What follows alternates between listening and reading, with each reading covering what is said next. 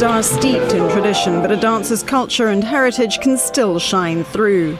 South African dancer Andile Ndlovu was handpicked by the Washington Ballet's artistic director Septime Weber on a scouting trip 5 years ago. He is really an artist and a poet.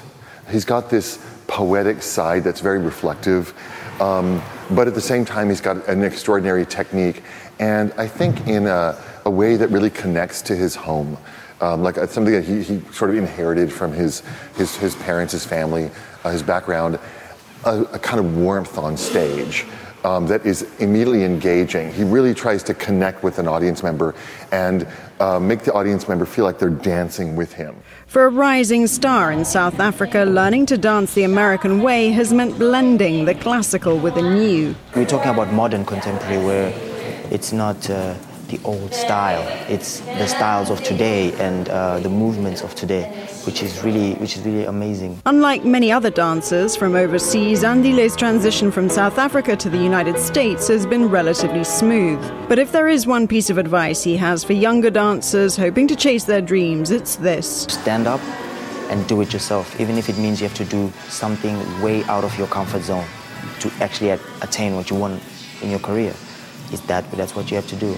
And I mean, you do get advantages, like somebody seeing you or just happened to be scouting and sees you dancing and goes, hey, do you want to contract wherever in Europe, America, or wherever? And that's a bonus. But you also don't just do that. It just doesn't happen that much. It's a rare thing. Hard work and dedication didn't entirely prepare him for the sacrifices he would have to make in terms of retraining his body. You get used to the everyday basics of what you do. While I was in South Africa and then I came here, my life totally had to make a 360. I had to start teaching my body a different way of how to dance and move, because American style is different from European style, which I was trained in. But the cultural contribution of dancers like Andile are not taken for granted by the company's leadership. Ultimately, these are dancers from other countries who have become American dancers in the best sense of the word. You know, our country is a country of immigrants, and our company is a company of immigrants in many ways.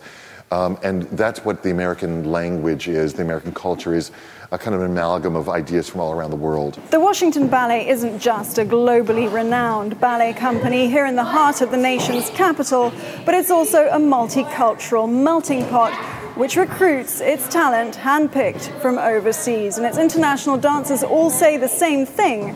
It's a motivational environment, a highly professional environment, which teaches them to dance the American way. Nina Moret-Potts, SABC News in Washington.